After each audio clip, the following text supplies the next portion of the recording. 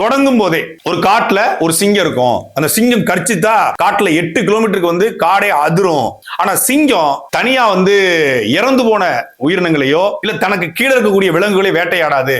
அதாவது இவர் சிங்கம், இந்த சிங்கம் வந்து தனக்கு மேல இருக்கக்கூடிய அரசியல் கட்சிகளை மட்டும்தான் எதிர்த்து பேசுமா, தனக்கு கீழே இருக்கக்கூடிய அரசியல் கட்சிகளை அவர் எதிரியா பார்க்க மாட்டாராம். அப்ப அவர் என்ன சொல்றாரு அப்படின்னா, தாவேக்காவோட பெரிய கட்சி திமுக பாஜக, தாவேக்காவோட பெரிய கட்சியா கூட திமுக பாஜகவை நான் தாவேக்கா வீழ்த்த போறேன், அதாவது சிங்கம் தன்னை விட பெரிய விலங்க வீழ்த்த போதுங்கிறாரு. முதல்ல அந்த கதையே தப்பு. விக்கிபீடியால போட்டாலே சாதாரணமா வந்தது, சிங்கம் கூட்டமா தான் வேட்டையாடும், தனிச்சு வேட்டையாடாது. இன்னொன்னு, சிங்கம் சிங்களா வருங்கிறதெல்லாம் படத்துக்கு தான் பொறுத்த வழியா அந்த படத்தை பார்த்துட்டு பேசுறாப்ல, சிவாஜி படத்தை பார்த்துட்டு பண்ணீங்க தான் கூட்டமா வரும், சிங்கம் சிங்களா வரும். சிங்கம் சிங்களா வராது, சிங்கம் கூட்டமா இருக்கும். சிங்கம் ஒரு சமூக விலங்கு, அது ஒரு சோசியல் அனிமல், அது கூட்டம் கூட்டமாக வாழும். அந்த கூட்டத்துக்கு தலைவனாகத்தான் ஆண் சிங்கம் இருக்கும். ஆண் சிங்கம் ஒரு சோம்பேறி சிங்கம். ஆண் சிங்கம் ரொம்ப ரொம்ப ரேர்லி தான் வேட்டையாடும். ஆனா பெண் சிங்கம் வேட்டையாடி கொண்டு வர்றத ஆண் சிங்கம் புடிங்கிட்டு போயிடும். ஆண் சிங்கத்தோட ஒரே வேலை என்ன வேலை தெரியுமில்ல, அது பெண்ணுக்கும் ஆணுக்குமான வேலை தான் அந்த வேலை.